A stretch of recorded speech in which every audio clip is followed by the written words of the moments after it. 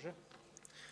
Председателе, Куцевски не е правник, па некако не ви го објаснувал каде сте погрешили. Јас ќе се обидам правнички да се повикам на членот 191 и 192, каде вие се ставивте во позиција на уставен судија во кој што не смеевте да се ставите.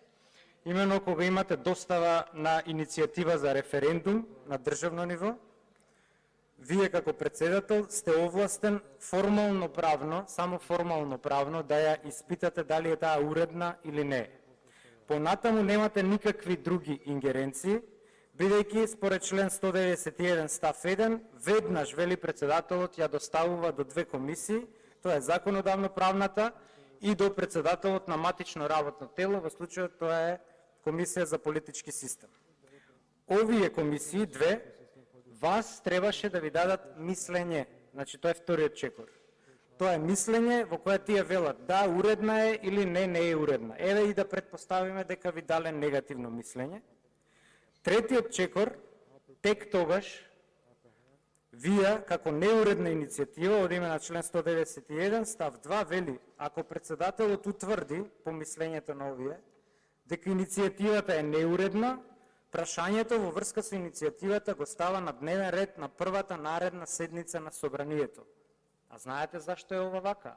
Затоа што отфрлањето на иницијатива е сериозно прашање, затоа што тоа е врховно право на граѓаните, дури и пред собранието се граѓаните. Тие се врховниот суверен, од нив потекнува суверенитетот.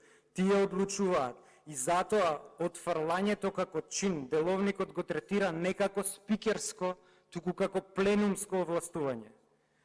Не знам кој ви е правен консултант, предпоставувам овој професоров кој го носите на Жан Моне процес, ама дегутантно ве советува. И што е следниот чекор, четвртиот?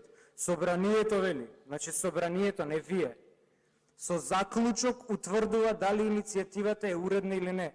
Заклучок, почитувам председателе, и по закон за општа управна постапка и по сите закони е подзаконски правен акт, кој потоа може би да следи на уставно-судска или управно-судска иницијатива, односно преоценување.